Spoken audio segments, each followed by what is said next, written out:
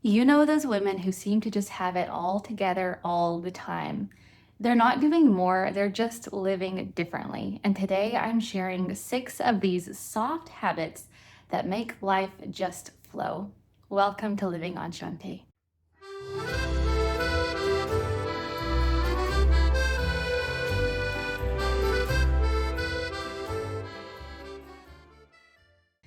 Number one, women who have it all together make time. They don't find time. And we do this by deciding first what deserves our time.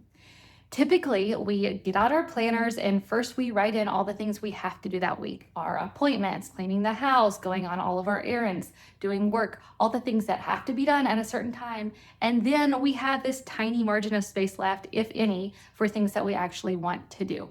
Things that get moved to the maybe later category typically end up in the never category. So women who have it all together actually reverse engineer this and start with the things that will bring them some joy, or at least schedule in big swaths of white space into their planners so that they can go with their energy and see what they want to do that day or that time as that arises, instead of waiting for time to magically appear for them to do anything that brings them joy.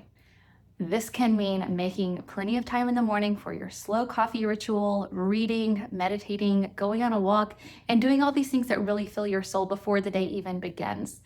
The second part of this first item is that when you start feeling stressed, instead of frantically feeling like you need to mark even more things off your to-do list because you have so many things to do, instead shifting your energy and doing something else that immediately brings you joy, because then time opens up and it actually expands. This past Thanksgiving, I had 10 million things to do, to cook, to get the house ready for everyone to come over. And I felt like I was drowning. And it was like pressing on me. What am I going to do now?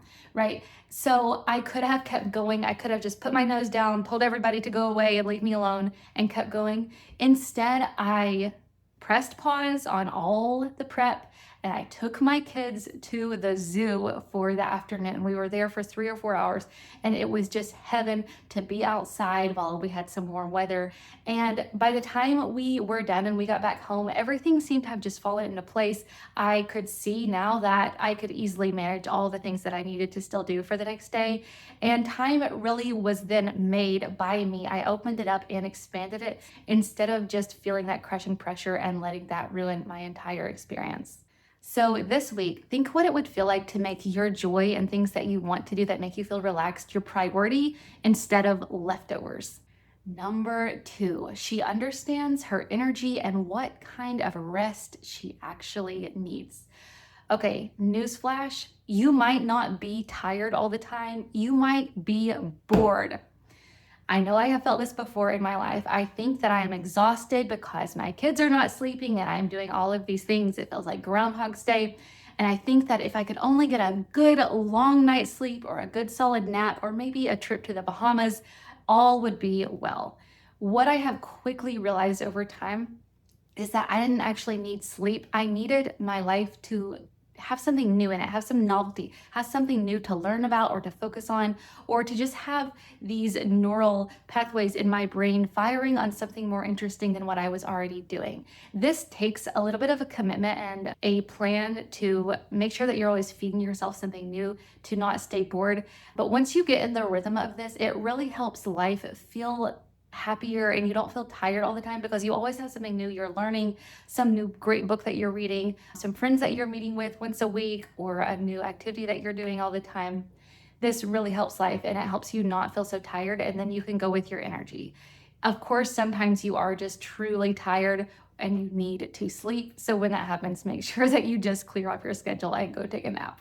I think it is really liberating, though, to acknowledge that not all tiredness is solved by rest. So the next time you're feeling tired or that you're complaining that you are just too tired, too busy, think, are you actually sleepy or are you just bored? Do you need a change in your life? Just a small rhythm change that inserts something new and fresh into your days. Number three, the woman who has it all together feels this way because her days have some structure, but it's not rigid. We tend to vacillate wildly between having every hour of our day planned down to the minute and just throwing it all out the window and hoping things lay out the way that we will feel good about. Neither of these extremes ever really work. We burn out either way. So having some set structure to your day and some things that you do faithfully time and time again really help the day set up for joy. I always wake up at the same time, no matter what, at 5 o'clock in the morning. It feels good, no matter how tired I am. And meal times for us are pretty much the exact same minute every single day. Other than that, we can go with the flow and be open to spontaneity. And that really helps life feel like we have it together, but not so together that we've sucked the joy out of it. Without having some anchors like this in our days start to feel chaotic. And while we want them to feel free flowing and that we have plenty of time to do all the things that we want to do, they start to feel like they're going too fast anyway, just like they would have if we had every minute planned obsessively, because there's no anchors, there's nothing just drawing us into the small rituals of being humans. So choose a few things this week to try to be faithful to with your time, and in between that, just letting your schedule and your life breathe. Number 4, we need to stay inspired on purpose, and this is what I call curated input. We don't want to wait until our minds start feeling dull. We want to just feed our minds constantly with things that really make us happy and give us food for thought. This helps us set up inspiration as maintenance for ourselves and our well-being and self-care, and not as emergency repair. Some examples of this that I do in my own life are books. Of course, I love to read. I have to be reading something all the time. I always read nonfiction, something inspirational. In the morning, I rotate through topics. And then in the evenings, I read a new novel. And I just keep cycling through these. I also love to listen to podcasts when I'm driving, or sometimes when I'm cooking or doing laundry. And things like just watching things that are really inspiring, give you some food for thought. They just help you feel fresh. Having great conversations with friends, making sure that you prioritize feeding your mind and your soul every day really helps you have this feeling of having your whole life together, because you never get into a slump where you feel like you're bored or that you're not really growing and evolving in your life. Another thing that I do to curate this input is to evolve my small daily rituals. So I always love to do things like tea time, my morning routine, getting ready, maybe a bath in the evenings, but I will do small things to change these up, because keeping those rhythms is beautiful and important to me, but I don't want to just serve the ritual itself because I'm going through the motions. So something as simple as changing out the brand of tea that you're buying, or buying a new type of bath salt, anything small, sensory to change up your little rhythms throughout your day, it really helps input your senses with your brain, smelling new things, anything like that, seeing new items and sensing new experiences. This really helps to keep your mind fresh. Number 5, this is a controversial one, I know.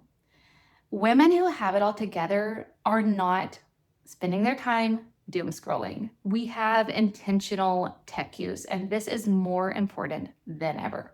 We have to protect our mind from the noise of literal tech, the pings and everything, the notifications, but also from the things that we're consuming in technology, which are basically other people's thoughts about things. If we don't give ourselves time to have our own thoughts and our minds to have that open space just to process anything that's going on, we start to feel chaotic and that time is going too fast, and that we're just sucked into drama, when really it's our choice if we're looking at our phones and computers or not. Women who have it all together are definitely not constantly available to everyone, but of course we use tech. You're watching me on a YouTube channel, right? So we want to use tech intentionally and not as a default. Here is how I do this in my own life. My phone charger lives in my laundry room, which is upstairs, close enough to my bedroom that I would hear it if there were an emergency.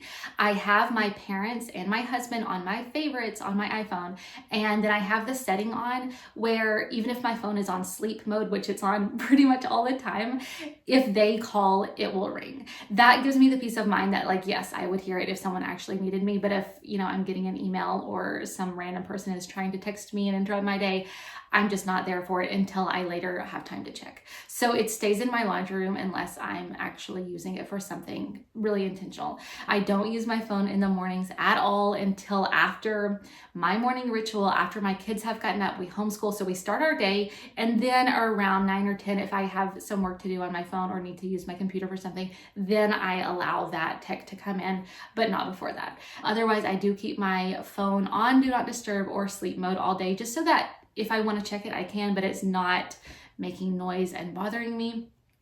And then in the evenings, I also turn it off to that mode and then put it in the laundry room. And I have done this for so long, I really don't miss it at all. Life really opens up when you stop giving all of your time to your screens. One other huge thing that I do, I've done this for probably 7 years now, and I love it so much. I would never give this up. It drives my mother crazy because she likes to be in touch with me all the time. But I do not use my phone on the weekends. I have consistent weekend tech sabbaths, and life feels so much more put together, and that I have way more time because my phone doesn't need me, right? So having your phone, just planning to not use it on the weekends, delete your social media apps or anything if you need to, if you need that extra step.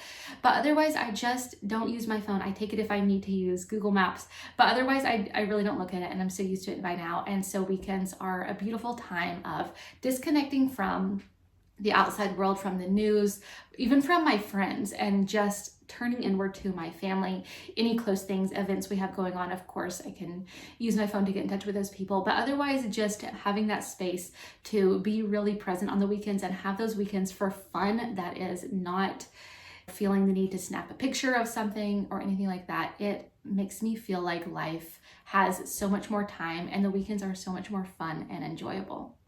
Doom scrolling and using our phones by default really drains our focus and our clarity and our sense of being in control of our own lives. It just drains that away so quickly, and we have to stop giving our phones and our tech the power to do that. It's in our hands to decide. Finally, number 6, if that one about tech was controversial, this one might be even more so, but I'm going to say it anyway. I think that women who have our lives together are rooted in something deeper, and this helps us live a life that's more joyful and more present. What I'm talking about is faith. Faith might mean something different to everyone, but to have it all together, we need to be living for something higher than ourselves, because if we get so bogged down in ourselves and our, minutia of the day, we kind of get lost in it and we kind of start to drown in it. When we have some higher purpose, whatever that is to each of us, that's calling us and keeping us with our eyes ahead in a bigger picture, it just helps life feel so much more hopeful. And that's a real gift. It's way easier to stay hopeful in life when our lives are grounded in something other than just our circumstances and what seems to be happening to us. And I just think that faith of any sort or any kind of spirituality is very emotionally grounding. It kind of orients us in perspective of the big picture. So whatever your own spiritual or religious path is, I think that making sure that we're prioritizing time for that, making sure that we're actually making space in our lives for that kind of big reflection and higher purpose and prayer or insight or time with others who share whatever beliefs we might have, that really is the ultimate thing that helps us have it all together. I know I've had times in my life where I didn't believe so much in certain things, and those times when I look back were wildly chaotic and just kind of all over the place personally, and it has been a long time since I felt that way, but there's something deeply grounding about having this higher purpose.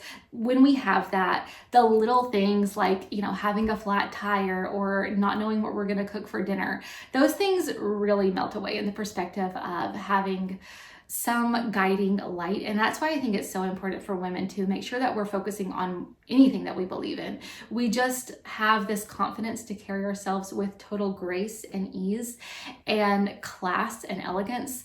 And that helps us live happier lives and fuller lives because we have our lives together. And that is the final thing of all of these 6 steps that really retroactively helps make all of the previous 5 steps a lot easier, because we just feel this sense of calm and ease and relaxation in our bodies when we have something else to believe in other than thinking that, we spilled the milk in the car on the way home from the grocery store and now we're terrible and now the whole day is going to go down the trash can. This just gives us something really steady underneath our lives. So think about what that might be for you, what you might need to make more time for, and what connects you back to that inner trust and feeling of connectedness.